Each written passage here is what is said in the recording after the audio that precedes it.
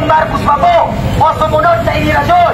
Hindi po natin papayagan na mayroon pang pangatlong Marcos na maupo sa presidente. Sapagkat pangalawang Marcos na po yan na naupo sa ating bansa, walang ginawa kung hindi magnakaw at magpahirap sa mga Pilipino.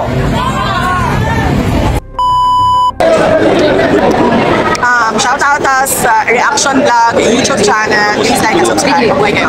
Kaya uulitin ko, ngayon po, huwag na po kayong pumunta sa kung ano-anong rally at schedule po. Ipunin po ninyo ang lakas ninyo para sa April, September 21 po. Doon po tayo magkita-kita sa Luneta Park po, alas 9 ng umaga po. Doon po tayo magkita-kita. Wala nang kulay-kulay, wala nang politiko-politiko. Ang pag-uusapan ay korupsyon at kung paano mamagsak sa gobyerno at paano mamagsak sila Martin Romualdez at papakulong. Para mapabagsak, hindi bagsakan ng bato. Hindi po natin dito nilalahin na magulo sa ating bansa. Ngunit pinaglalaban po natin kung ano ang dapat na sa atin at binabawi natin ang kung ano ang dapat sa atin. Maraming salamat po sa mga Pilipino. Hindi na natakot ipaglaban ang kanilang mga pag-aalis. Maraming salamat po sa mga senior citizen na nandito. Kaya ang mga kabataan hindi pa po lumalabas at hindi pa po nakikisali sa problema ng ating bansa. Mahiya naman po kayo sa mga matatandang Pilipino na handang ipaglaban ang kanilang karapatan dito sa ating bansa. Mahiya naman tayo mga kabataan. Mahiya naman kayo kung kayo sinabi ng Torres Rizal na ang kabataan ay pag-asa ng bayan. Ngunit kung ang kabataan ngayon ay walang pakialam sa pagmamahal sa bansa, walang pakialam sa nangyayari sa mundo ngayon dito sa ating bansa, magpapawal pa kayo sa isla at kahihiyan para kay Dr. Rizal noong sinabi niya na ang kabataan ay pag-asa ng bayan kung ang mga kabataan ay hindi sila handang ipaglaban ang karapatan ng Pilipino at ang ating bansa. Marami pong mga bayani ang nagpatamatay. Isinagripisyo po ang kanilang buhay para sa bansang Pilipinas. Napatalsik po ng mga nagunang Pilipino ang mga ibang bansa na nakop sa ating bansa. Ang mga Espanyol ay pinatapon ng mga Pilipino. Ang mga Hapon ay itinapon ng mga Pilipino. Ang mga Amerikano ay itinapon ng mga Pilipino. At ang mga politikong kurapot ay itapon din natin sa mga ilog at iulog natin sa ilog Pasig para maramdaman nila kung paano kahirap lumusong sa baha, paano kahirap kumain at matulog ng wala kang matutuluyan, kung paano kahirap magtrabaho ng 24 hours na 7 minimum lamang ang kasawag natin. Iparamdam natin sa bawat Pilipino ang nararamdaman nating mga mahihirap. Kahit isa pa man kanila, hindi nila naranasan mamasada ng jeepney ng 24 hours para lang may mapakain sa pamilya. Hindi nila nasubukan magtanim ng kames, palay sa mga pasakan upang sa ngayon ay meron silang may pakain sa kanilang mga pamilya. Hindi nila nasubukan magtrabaho sa imang kinasal, sa McDo, magtrabaho ng 24 hours para lang may mapakain sa pamilya. Hindi nila nasubukan magtanim ng palay sa taas ng mga bundok. Kaya tayo mga Pilipino, ipaglaban natin ang karapatan natin at huwag tayong matakot sa mga politiko. Pinapahirapan lang tayo. Tayo ang napaupo sa kanya sa posisyon. Tayo ay magpakawa sa kanya sa mga posisyon. Maraming salamat po. Kayo po ay mag-iuwian na po ngayon. At lumabas na kayo sa inyong tahanan. Ang tayo ay magkaisa. Huwag kayong matakot magsalita. Karapatan natin ito. At ako'y naniniwala ang kapangyarihan ng pamahalaan ay nananahanan sa taong bayan.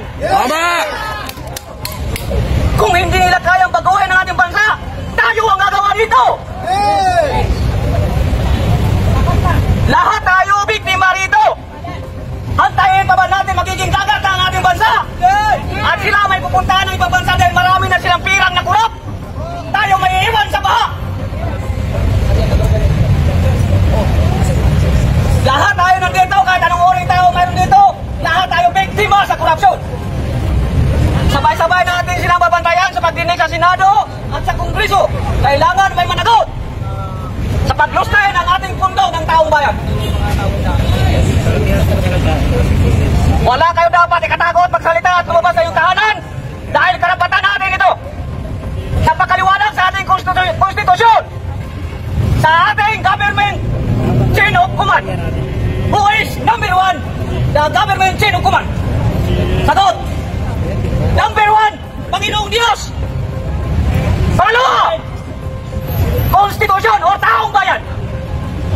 Pangatlo, presidente. Pang-apat, government institution. Kagaya ng mga pulis, sundalo, at ano pang mga government institution. Ngayon, tanong, sino sinusunod ng mga pulis at mga sundalo? Ang Pangulo.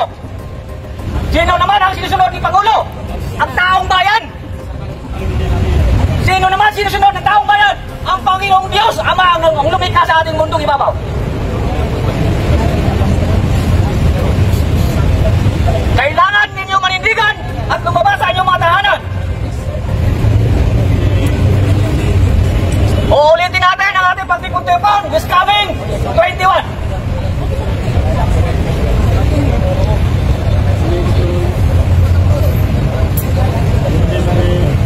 pamahalaan. Karapatan po natin ang magandang establishmento at mga istruktura na ginagamit po natin araw-araw. Pero wala po sa kalidad dahil sa luho at pagnanakaw na ginagawa ng mga nanunungkulan. Sagad na po ang galit ng mga Pilipino. Huwag nyo na pong kimkiming yan. Kami po ay nakikiusap, samahan nyo na kami. Sa darating na September 21, sama-sama po tayo ipagsisigawan ang galit ng Pilipino sa mga magdadakaw na politiko na umaabuso sa pasensya ng bawat Pilipino. Mabuhay ang mamamayan! Mabuhay! Mabuhay ang Pilipino! At mamatay ang mga kurakot! Congressman Abante, kanina po'y umulan. Kaya marapat na pong lumamoy ka ng patras. Sapagkat ang House of Representatives ay hindi man kailan paniniwalaan ng mga Pilipino. Paano mapapaniwala ang mga Pilipino na may mapupuntahan ng investigasyon kung ang nag-iimbestiga ay sangkot sa nagawa sa gobyerno? Kaya mga congressman na magnanakaw, mga hutak-hipon ng mga politiko at mga hutak-hipon ng kontraktor at mga hutak-hipon ng mga anak ng mga congressman na yan ay marapat lamang po na kayo ang kakarmahin. Bakit ko po sinabi na kayo ay mga hutak-hipon? Lalong-lalo na si Congressman Abante sapagkat ang isang hipon ay naghalo ang utak pati tayo na hindi niya napaghiwalay ang tama't mali. Sino ba bang? Umuwi sila, baha. Umuwi sila gutom. ATM nila sinasangla. Pero, anong ginagawa ng mga buhaya? Ang sasarap ng buhay. Tayo nagpapakahirap. Yung mga Pilipino umuwi. Baha, yung mga estudyante umuwi. Umuwi sila sa bahay nila basa. Bago pinaghirapan ng magulang nila mga sapatos. Binibili inutang. Subok sa baha. Napakasakit isipin. Kailan pa tayo magigising? Yung ating mga kapulisan dyan. Huwag ka na magbulag-bulagan. Totoo naman na lahat ng mga ATM nyo, sinasanglan nyo para buhay sa pamilya nyo. Kailan pa? Samantalang sa sarap ng buhay. Kung mayroon mang sisihin ang administrasyon na to. Kailan pa kayo magigising?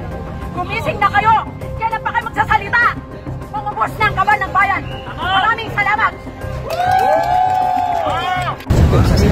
Batang-bata pa ako noon, pero may anak na ako na iniwanan ko sa bahay. Walang nag-encourage sa akin kung saan loob ko pupunta. Ito, nakita ko ito sa FB, ang panawagan ni Atty. Vic Rodriguez.